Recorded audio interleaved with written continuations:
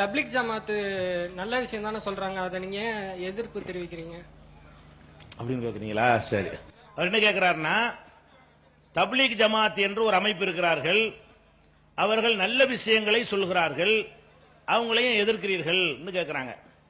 நல்ல விஷயங்களை நாங்கள் ஒருபோதும் எதிர்க்கவே மாட்டோம். தப்லீக் ஜமாத் என்ன, முஸ்லிம் அல்லாதவர்கள் ஒரு நல்ல காரியம் செஞ்சு அதை கூட நம்ம எதிர்க்கவா செய்வோம்? நல்ல காரியத்தை எதிர்க்க மாட்டோம். ஒருத்தர் நல்ல காரியம் செய்யற காரணத்தினால அவர் செய்யற கெட்ட காரியத்தையும் ஆதரிக்கணுங்கிறது ஒரு அறிவுபூர்வமானதா? அவர் நல்ல காரியம் செய்யறார், தர்மம் செய்யறாரு, அதனால அவர் கொலை செஞ்சா விட்டுருன்னு சொல்லுவீங்களா? அவர் கொலை பண்றாரு, ஆனா நிறைய மக்களுக்கு வாரியார் வழங்கி இருக்கிறாரு. வாரியார் வழங்கும் போது அதை பாராட்டிக்க, கொலை செய்யும்போது கண்டி, ரெண்டையும் செய்யணுமா இல்லையா? அவர் விட்டுருங்க, அவர் நல்ல நிறைய மக்களுக்கு வாரியார் வழங்கினார், செத்து போனா போயிட்டு போறாங்க, அப்படி சொல்ல முடியுமா?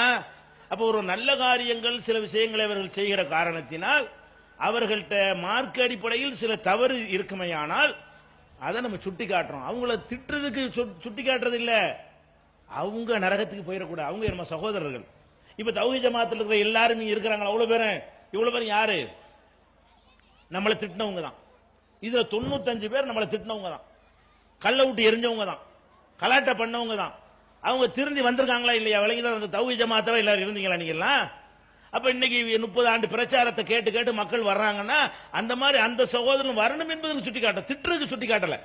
தப்லீக்கு நீங்க போறீங்களே, அதுல இன்னென்ன விஷயங்கள் மார்க்கத்து தப்பா இருக்கு நீங்க செஞ்சீங்கன்னா உங்களுக்கு மர்ம வாழ்க்கை வீணா போயிடும், மறுமை நீங்க மறுமை இழந்துருவீங்க என்று சுட்டி காட்டுற கடமை முஸ்லிம் என்கிற முறையில் முஸ்லிம் சகோதரனுக்கு அத்தீனு அன் நசீஹா, தீன் என்று சொன்னாலேயே பிறருடைய நலம் நாடுவது தீன். இந்த மார்க்கத்தில் தொழுவது நோம்பு மாத்திர மார்க்கம் கிடையாதுங்க, மற்றவங்களுடைய நன்மையை நாட வேண்டும். தப்லீக் சகோதரன் என்றால் அவனுக்கு என்ன நல்லது நான் அதை நினைக்க வேண்டும், அவன் கொள்கையில் இருந்து என்ன நாசமா போறான் என்று நான் நினைக்க கூடாது. இந்த அடிப்படையில் தப்லீக்ல உள்ள மார்க்கத்தில் என்னென்ன தப்பு இருக்குன்னு நான் சொல்றேன், நல்லதுகளையும் சொல்லிடுறேன். இந்த தப்லீக்ல யாராவது போனார்களே ஆனால் அவங்கள்ட்ட நல்ல தன்மைகளை சொல்ல, என்ன குறை சொல்றேன்னு நினைச்சிடக்கூடாது இல்லையா? நல்லது செய்யறாங்க, நானும் ஒத்துக்குருவேன். என்ன நல்லது செய்யறாங்க? இன்னைக்கு மார்க்கத்தை கற்ற 7 வருஷம் படித்த உலமாக்கள் கூட மார்க்கத்தை வியாபாரமா தான் செய்யறாங்க. ஒரு பயானு கூப்பிடுறீங்கன்னு வைங்களேன், அதுக்கு என்ன செய்வாங்க? ஃபீஸ் கேட்பாங்க. மீளாது விழான்னு ஒரு விழா கொண்டாடுறீங்க, அதுக்கு வெளியூர்ல இருந்து ஒரு பேச்சாளரை கூப்பிடுறீங்க, அவர் என்ன செய்வாரு? 1000 ரூபா கூட 2000 கூட கேட்பாரு. தௌஹீத் ஜமாத்துல அது இல்லை. நான் வந்திருக்கேன்னா எனக்கு ஃபீஸ்லாம் கிடையாது. தௌஹீத் ஜமாத்துல எந்த பேச்சாளர் வந்தாலும் அவருக்கு ஃபீஸ்லாம் நாங்கள் வாங்கக்கூடாது, வாங்கினா ஜமாத்தில் வச்சுக்கிறவே மாட்டோம், நீங்க கொடுக்கவும் மாட்டீங்க, நாங்கள் வாங்கவும் மாட்டோம். தௌஹீத் ஜமாத்தை விட்டுருங்க. தௌஹீத் ஜமாத் அல்லாத மற்றவங்க எல்லாம் மார்க்க பிரச்சாரம் பண்ணுவதற்கு காசு கேட்கறாங்களா இல்லையா? கேட்கறாங்க. ஆனா தப்லீக்காரங்க என்ன செய்யறாங்கன்னு கேட்டா, நல்ல விஷயம் நான் பார்த்து அவங்கள ரசிச்சு நான் பாராட்டுற விஷயமா இதை எடுத்துக்கொள்ளலாம். என்ன எடுக்கலாம்? சொந்த காசை போட்டுக்கிட்டு அவன் பயணத்துக்கு, அவன் பஸ் டிக்கெட் அவன் காசு, சாப்பாட்டுக்குரிய செலவு அவன் செலவு, அவன் தொழிலை போட்டு அவன் வியாபாரத்தை போட்டு அவன் சொந்த காசை போட்டுட்டு ஊர் ஊரா போறான், சம்பாதிக்கிறவன் போகல, ஏதோ மார்க்க வேலை நினைச்சுக்கிட்டு போறான். அப்ப இந்த பொருளாதாரத்தை, தங்களுடைய பொருளாதாரத்தை தியாகம் செய்கிறார்கள் இல்லையா? இது அவங்கள்ட்ட நம்ம கத்துக்கொள்ளணும், நல்ல தன்மை. இப்ப நம்ம இந்த மீட்டிங்க்கு வர்றீங்க, உங்க காசை செலவழிச்சு நீங்க வந்தீங்கன்னா அது நல்ல தன்மை தானே? அந்த மாதிரி அவர்கள் என்ன செய்கிறார்கள்? மார்க்கத்தை அறிந்து கொள்வோம், தப்பான மார்க்கத்தை அறிகிறாங்க, அது ஒரு விஷயம். ஆனால் அவங்க பொருளாதாரத்தை என்ன செய்யறாங்க? செலவு பண்ணுகிறார்கள். இது மார்க்க அறிஞர்கள்ட்ட கூட நீங்க பார்க்க முடியாது, நல்ல விஷயம் செய்யறாங்க. அதே மாதிரி நல்ல பண்பாடுகள், அவங்கள்ட்ட போனீங்கன்னா என்ன செய்வாங்க? இப்போ நாங்கள்லாம் தப்லீக்ல நான் ஒரு 280 நாள் தொடர்ந்து போயிருக்கிறேன். ஒரு நாள் போல, இன்னைக்கு ஆரம்பிச்சு 7 சில்லாமாங்க, ஒரு சில்லாங்கிற 40 நாள், 280 நாள். இங்கேருந்து ஆரம்பிச்சு ஆந்திரா போய், மத்திய பிரதேசம் போய், உத்தரப்பிரதேசம் போய், டெல்லி மர்கஸ் போய், திருப்பி இந்தியா பூரா சுத்தி விட்டு, இந்தியாவில் பார்க்காத ஊரே இல்லை, தப்லீக்ல போய் தான் பார்த்தது. அப்ப 280 நாள் என்ன செஞ்சிருக்கேன்? 7 சில்லா கண்டினியூவா நான் போயிருக்கிறேன். அங்க நான் போய் பார்த்த வகையில அவங்க அந்த பெரிய கோடீஸ்வரனா இருப்பான், 10 பேர் போவாங்களா, சமையல் பண்ணுவாங்க. இன்னைக்கு நீங்க தான் சமையல்ருவாங்க, இவன் 100 பேருக்கு வேலை கொடுத்துருப்பான், அவன் சமைக்குவான். ஒரு பணக்காரன் தப்லீக்ல போறவன் அவன் காய்கறி நறுக்குவான், அன்னைக்கு அவன் பொறுப்புண்டு அவன் தட்டு கழுவுவான், அவன் அரிசியை கலஞ்சி அடுப்புல போடுவான், ஒரு நாளைக்கு ஒரு ஆள் சமைக்குவான் முறை வச்சு. அவன் பணக்காரன் காட்ட மாட்டேங்கிறான். அப்ப ஊர்ல ஒரு பெரிய பிரமுகரா அந்த மாதிரிலாம் இருக்கக்கூடியவன் அந்த ஜமாத்துல வரக்கூடிய நேரத்தில் இப்படி எல்லாம் அந்த பண்பாடுகளை பார்க்கிறோம். அதே மாதிரி அந்த இபாதத்துகள்ல ரொம்ப பேணுதலாக தஹஜ்ஜத் தொழுவதில் இருந்து தப்பானதை இபாதத்தை செய்யறான், அது ஒரு விஷயம். நல்ல இபாதத்துகளை என்ன செய்யறான்? அந்த துவாக்கள் திக்ர்களை பேணுற விஷயங்கள், அதுல பலவீனமானது நிறைய வச்சிருப்பான், அது வேறு விஷயம். இப்படி எல்லாம் சில விஷயங்களை பார்த்தீங்கன்னு சொன்னா கொஞ்சம் நல்ல விஷயங்கள்லாம் அவங்கள்ட்ட இருக்கிறது நம்ம பாராட்டலாம். அதே நேரத்தில் இந்த தப்லீக்குடைய கான்செப்ட் ஒட்டுமொத்தமா எடுத்து பார்த்தீங்கன்னா அது வந்து இஸ்லாத்துக்கு எதிரானது. என்ன இஸ்லாத்துக்கு எதிரானது? இஸ்லாம் என்பது வந்து ஒரு அனைத்தையும் சொல்லக்கூடிய ஒரு மார்க்கம். இஸ்லாம்ங்கிறது 2-3 விஷயத்தை சொல்வதற்காக வேண்டி ரசூலுல்லாஹ் வரல. வெறுமனே தொழுகையை மட்டும் சொல்லி இருந்தா எவனை அடிச்சே இருக்க மாட்டான், ஊரை விட்டு விரட்டியே இருக்க மாட்டான். தொழுவுன்னா தொழுதுட்டு போறான், அவனுக்கு என்ன பிரச்சனை? அதான் பஞ்சாயத்து. அப்ப எல்லா தப்புகளையும் ரசூலுல்லாஹ் கண்டிச்சதுனால தான் அடிச்சான், எல்லா நன்மைகளையும் ஏவுனதுனால தான் அடிச்சான். அப்ப இந்த தப்லீக்காரங்க என்ன பண்றாங்கன்னு கேட்டா 6 விஷயம் வச்சுக்கிட்டாங்க. இந்த 6 சொல்லுவாங்க. இந்த 6 தாண்டி வேற எந்த ஒரு விஷயத்தை பற்றியும் அவங்க பிரச்சாரம் செய்ய மாட்டார்கள். அப்படின்னா என்ன மாதிரியான ஒரு நிலை அவர்களுக்கு வந்து விடுகிறது என்று சொன்னால், இஸ்லாம்டா இவ்வளவுதான், தொழுவான், கரெக்டா தொழுதுருவான், களிமா சொல்லிக்கிறான் ஒண்ணு, அது எல்லாருக்கும் சொல்றதுதான். 2வது தொழுகை, அப்புறம் இல்மு திக்ரும்பான், இல்மு திக்ருன்னு சும்மா சொல்லிக்கிறான், அது ஒரு நடைமுறையில் வச்சுக்கிற மாட்டான். இக்ராமுல் முஸ்லிம்னு ஒன்று சொல்லுவான், முஸ்லிம்களை கண்ணியமா மரியாதையை நடத்தணும், அதை மட்டும் கரெக்டாக கடைப்பிடிப்பான். இஹ்லாஸ் நீயத்து சுத்தமா இருக்கணும் அப்படின்னு சொல்லுவான். அப்புறம் தஃப்ரீக் அவுகாத்து, நேரத்தை ஒதுக்கணும், தப்லீக்காக வேண்டி என்ன செய்யணும், மார்க்கத்துக்காக வேண்டி நேரத்தை இப்படி 6 திட்டம் வச்சிருக்கிறாங்க. இந்த 6 திட்டத்தை தொழுகை மட்டும் தான் இபாதத்தில் வருது, திக்ருன்னு சிலது சொல்றாங்க. பாக்கி எந்த ஒரு இபாதத்தை பற்றியும் அவங்க பேச மாட்டார்கள். ஜக்காத்தை கணக்கு போட்டு கொடுன்னு சொல்ல மாட்டார்கள். தப்லீக்கில் போய்விட்டு வரதட்சணை வாங்கிட்டு கல்யாணம் பண்ணுவார்கள், அது சொல்ல மாட்டார்கள்.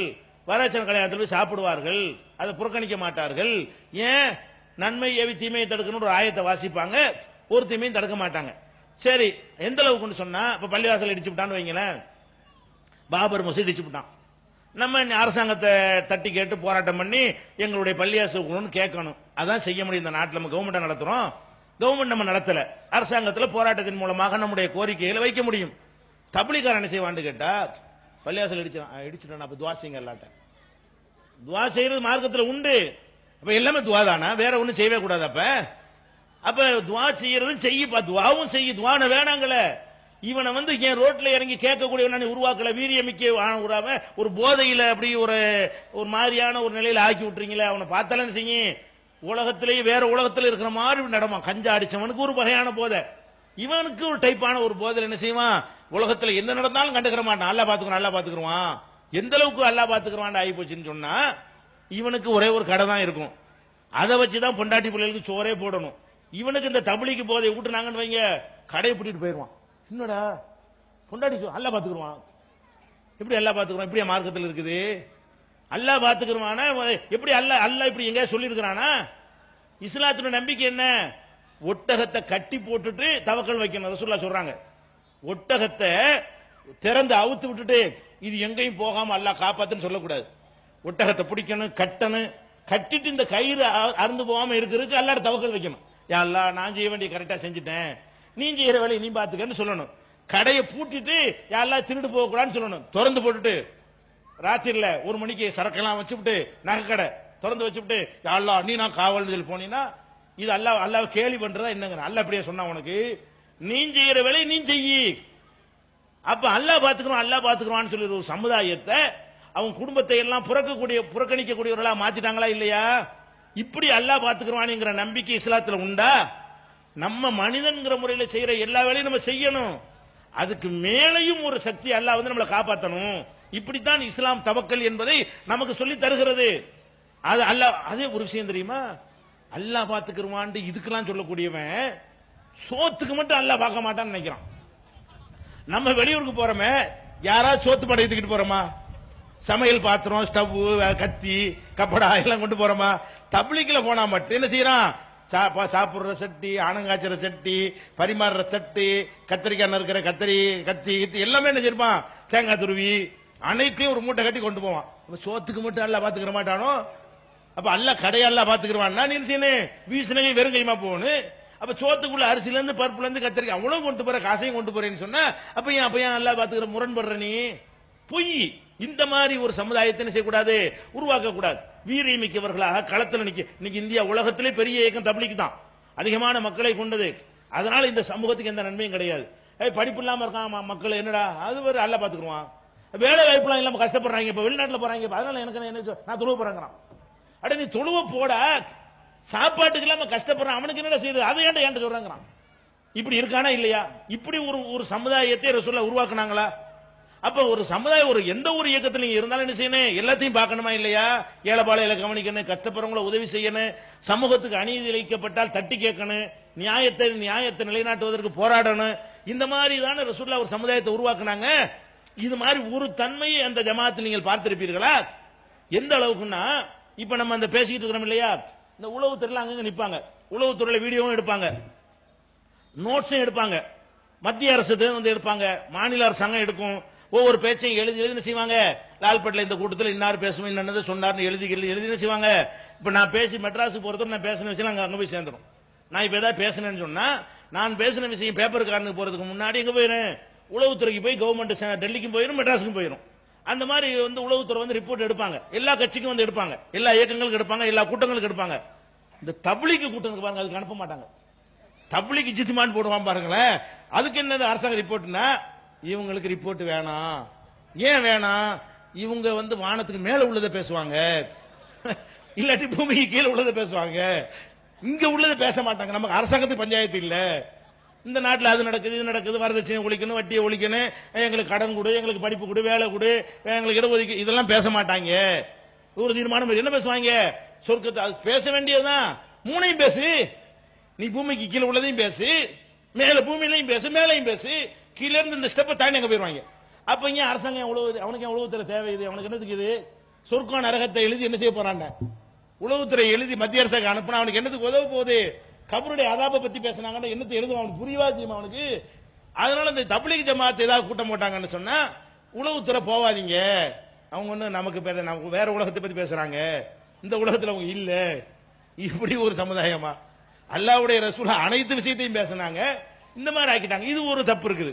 அது போக என்ன செய்யறாங்கன்னு கேட்டா, டேஞ்சரான ஒரு விஷயம், அவங்க வந்து தொழுகைக்காக அழைக்கிறாங்க. தொழுகைக்கு அழைக்கும் போது என்ன செய்யறாங்கன்னா, இஸ்லாத்துல வந்து நம்ம மார்க்கத்தை மற்றவங்களுக்கு சொல்றோம் இல்லையா, மார்க்கத்தை சொல்றதா இருந்தா உண்மையின் மூலமாகத்தான் சொல்லணும். என்ன உண்மையோ அதை சொல்லி நம்ம இழுக்கணும். இப்ப வந்து கிறிஸ்துவ சகோதரர்கள் என்ன பண்ணுவாங்க, அவங்க மார்க்கத்துக்கு ஆள் பிடிக்கிறதுக்காக வேண்டி குருடன் பார்க்கறான், செவிடன் கேட்கறான் ஒரு நிகழ்ச்சி நடத்துவாங்க. குருடனும் பார்க்க மாட்டான், செவிடனும் கேட்கவும் மாட்டான். இவங்களே ஒருத்தனை கூட்டிட்டு வருவாங்க, ஒரு செவிட குருடன் மாதிரி இப்படி ஆடிட்டு ஒருத்தன் வருவான். அவனை வந்து மேடையில் கொண்டாந்து காட்டுவாங்க, இப்படி கையை ஜெபம் பண்ணுவாங்க, அப்படி கீழே விழுவான், மர தூக்குனா எனக்கு நல்லா தெரியுதுமா. இவன் தான் கோயம்புத்தூர்லயும் இருப்பான், இவன் தான் மதுரையில நிற்பான். இந்த கோயம்புத்தூர்ல குருடா வந்தானே, அவன் தான் மதுரையிலையும் குருடானா வருவான். அப்ப அதுல இது நடிப்புன்னு விளங்குதா இல்லையா, செட்டிங் இது. இது அவனுக்கு காசை கொடுத்து நடிக்க வைக்கிறாங்க. இவங்க குருடன் பார்க்கறான்னு சொன்னா போய் ஆஸ்பத்திரி நடத்துறாங்க. அதிகமான ஆஸ்பத்திரி நடத்துறது யாரு, இவங்க தான். அப்ப இது ஏன் செய்யறாங்கன்னு கேட்டா, அவங்க மதத்துல சொல்லப்பட்டிருக்கிறது, உன்னுடைய பொய்யினாலே தேவனுக்கு மகிமை விளங்கினது உண்டானால் நீ பொய்யன் என்று தீர்க்கப்படுவானேன். பொய் சொல்றதுனால வந்து மதத்தை வளர்க்கலாம்னா பொய் சொல்லிட்டு போ, பொய்ய சொல்லி ஆள் புடின்னு இருக்குது, மதத்துல சொல்லி வச்சிருக்கிறாங்க. அதனால அவங்க என்ன செய்வாங்க, பொய்ய சொல்லி மார்க்கத்துக்கு ஆள் பிடிப்பாங்க. அதே மாதிரி வந்து இந்த ஷியாக்கள் ஒரு கூட்டம் இருக்கிறான், அவனு மார்க்கத்துக்காக பொய் சொல்லலான்னு ஒரு கொள்கையில உள்ளவன், பொய் சொல்லி ஆள் பிடிப்பாங்க. அதே மாதிரியான ஒரு கொள்கை என்னன்னு கேட்டா தப்லீக்குடைய கொள்கை. அவங்க என்ன செய்வாங்கன்னா, அவங்க தப்லீக்கு ஆள் பிடிக்கிறதுக்காக வேண்டி பச்சையா பொய் சொல்லுவாங்க. எப்படி பொய் சொல்லுவாங்கன்னு கேட்டா, இப்ப லால்பேட்டையில் அந்த நான் 250 நாள் இருந்தால் தானே, நான் 250 நாள் கூடவே போனால் தானே, நானே கண்ட பொய்யை தான் சொல்றேன். இப்ப லால்பேட்டையில் ஜமாத்தை வந்திருக்கோம்னு வைங்களேன், லால்பேட்டையில இருந்து நாங்க வந்து சிதம்பரத்துக்கு போயிட்டோம். இன்னைக்கு லால்பேட்டை, நாளைக்கு இங்க சிதம்பரம். சிதம்பரத்துக்கு போனவுடனே லால்பேட்டையில் ஒரு சம்பவம் நடந்ததாக பயான்ல சொல்லுவாங்க. லால்பேட்டை நடந்தே இருக்காது. என்ன செய்வாங்க, லால்பேட்டைக்கு போனோமா, லால்பேட்டை பஸ் ஸ்டாண்டுக்கு வந்தோம், பஸ் ஸ்டாண்டுக்கு வரும்பொழுது பஸ்ஸை ஸ்டார்ட் பண்ணிட்டான், நிப்பாட்ட சொன்னோம், நிப்பாட்டல, நாங்க பஸ் ஸ்டாண்ட்லயே தக்பீர் கட்டி விட்டோம், அவன் ஸ்டார்ட் பண்றான் பண்றான் பண்றான் பண்றான், வண்டி நவரல, சுப்ஹானல்லாஹ் பார்த்தீர்கள் அப்படிம்பாங்க. நம்ம அதெல்லாம் ஓடி வந்து தப்லீக விட்டு நம்மளும் தான் லால்பேட்டையில் இருந்தோம், இப்படி ஒரு சம்பவம் நடக்கவே இல்லையே கேட்டா, அப்பதான் ஆளுக்கு வருவாங்க, அப்பதான் ஆட்கள் இருக்கணும். இது இஸ்லாத்துல உள்ளதா, இது கிறிஸ்தவ மார்க்கத்தில் உள்ளது. இஸ்லாத்துல என்ன இருக்குதோ அதை சொல்லு, பொய்ய சொல்லி இதுக்கு ஆள் பிடிக்கிற. விமானத்தை அப்பதான் சொல்லுவாங்க, ரயில் நின்று விட்டது, விமானம் நின்று விட்டது, விமானத்தை எடுக்க முடியல, இல்ல நாங்க ஏர்போர்ட்ல தக்பீர் கட்டிட்டோம்லாம். இந்த மாதிரி எல்லாம் போய் மக்கள்கிட்ட சொல்லி அவனை ஒரு பில்டப் கொடுத்து என்ன செய்வாங்க, ஆள் பிடிப்பாங்க. இது நாங்களே கண்கூடாக என்ன செஞ்சோம், கண்டோம். அப்ப இந்த மாதிரி பொய் சொல்லி மார்க்கத்தை வளர்க்குறாங்க. அது மாதிரி என்ன செய்வாங்கன்னா அந்த கூட்டிட்டு வந்து தப்லீக் தாலீம் தொகுப்புன்னு புஸ்தகம் படிப்பாங்க. அவ்வளவும் பொய். தாலீம் தொகுப்புன்னு புஸ்தகம் படிக்கிறாங்களே அவ்வளவும் கட்டுக்கதை, அவ்வளவும் பொய், அவ்வளவும் சிற்களை கொண்டே தள்ளக்கூடியது. இந்த மாதிரியான செய்திகளை கபூர்ல ஒரு ஆளை வேதனை செய்யறத ஒருத்தர் பார்த்தாரு, இப்படிலாம் எழுதி வச்சிருப்பாங்க. கபூர்ல நடக்கிற பார்க்க இயலாதுங்கிறாங்க ரசூல் ஸல்லல்லாஹு அலைஹி வஸல்லம். நமக்கு பார்க்கவே இயலாது, யாரும் பார்க்க இயலாது. இவன் என்ன செய்யறான், ஒரு பெரியார் எட்டி பார்த்தார், கபூர்ல வேதனை தேவல் பாம்பெல்லாம் கொட்டி கொண்டிருப்பதை பார்த்தாருன்னு எழுதி வச்சிருப்பாங்க. இது எப்படா தெரியும், கபருக்குள்ள உள்ளது தெரியாதுங்கிறாங்க ரசூல் ஸல்லல்லாஹு அலைஹி வஸல்லம். இவன் தெரியுதுன்னு இருப்பான். அதே மாதிரி ஒரு அவுலியாவை தூக்கிட்டு போனாங்களாம், ஒரு மனிதர் இறந்து போயிட்டாராம். இறந்து போனோன்னா சந்தாக்கு தூக்கிட்டு போறாங்களாம். அப்ப மக்கள்லாம் பேசிக்கிறாங்களாம், பாவம் நல்ல மனுஷன் இறந்து போயிட்டாரு. உடனே சந்தாக்கில் இருந்தார்கள், அவர் எந்திரிச்சு உட்கார்ந்தாராம். உட்கார்ந்து சிரிச்சாராம். சிரிச்சுட்டு நல்லடியார்கள் சாக மாட்டார்கள் மரப்படுத்துட்டாராம்.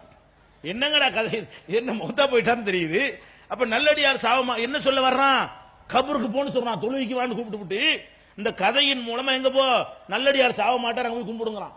இந்த மாதிரியான கட்டுக்கதைகளை வந்து இந்த தப்லீக் தாலீம் தொகுப்புன்னு புஸ்தகம் இருக்க, அதுல 175% குர்ஆனுக்கு மாத்தம், குர்ஆனுக்கு எதிராக இருக்குது.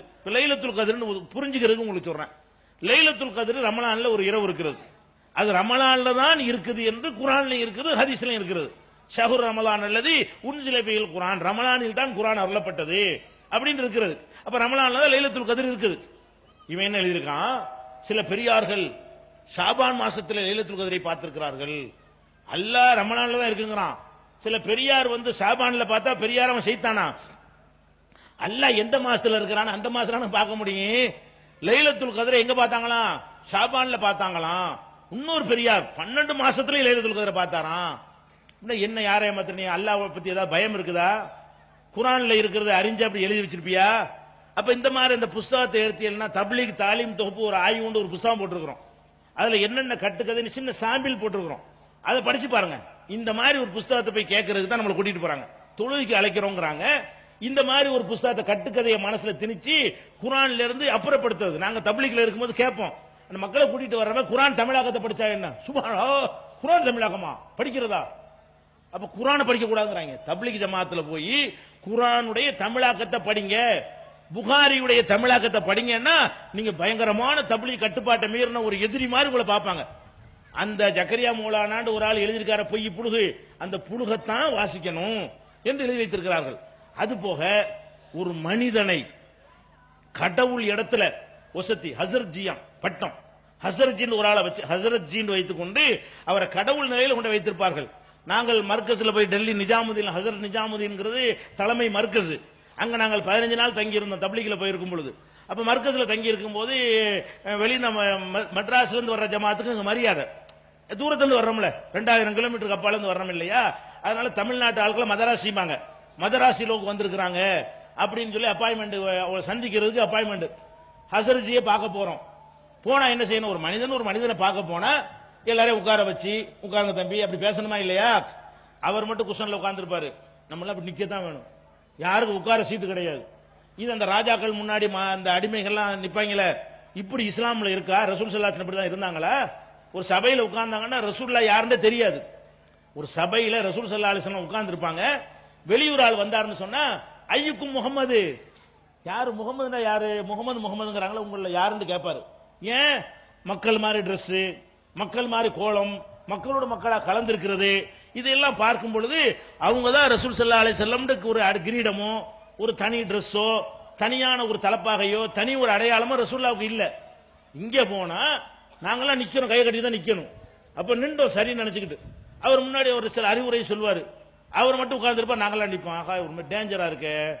அந்த மர்கஸ்ல நாங்க பார்த்தோம், இக்காமத் சொல்லிடுவாங்க தொழுகைக்கு. இக்காமத் சொன்னோன்னு என்ன செய்யணும், மார்க்கத்துல முந்தி வந்தவங்க முன்னாடி நிக்கணும், பிந்தி வந்தவங்க பின்னாடி நிக்கணும். காமத் சொன்னோன்னு இவர் இறங்குவாரு, ஹசரஜ் கத்திட்டு தள்ளுவாங்க, அம்புட்டு பேரும் தள்ளி விட்டு முதல் சப்புல விடுவாங்க. நீ முதல் சப்புக்கு வர ஆசைப்பட்டீங்கன்னா நீ முதல்ல வரணுமா இல்லையா. இஸ்லாத்தில் இப்படி உண்டா, ஒரு ஆள் வந்து முக்கியமான ஆள் என்பதற்காக லேட்டா வந்தாலும் முன்னாடி கொண்டு விடலாமா. முதல் வரிசையில் நிக்க ஆசைப்பட்டா எல்லாத்துக்கும் முன்னாடி அவர் வந்து நிக்கணும். இவரு காம சொல்ல முடிஞ்சு ஒருத்தமை முதல் வருஷத்துக்கு ஆசையா போய் சவாபடையிருக்கா நிப்பான்னு சொன்னா அவனை பிடிச்சி பின்னாடி தூட்டி வர கொண்டு நிப்பாட்டுற என்ன முறை இது. இஜ்திமா நடத்துவாங்க, ஹசரஜி துவாவுக்கு வாங்கன்னு கூப்பிடுவாங்க. அவர் என்ன துவா, அல்லாவா அவர் துவா ஏத்துக்கப்படும். துவா ஒரு மனுஷனுடைய துவாவை கொண்டு கூப்பிடலாமா?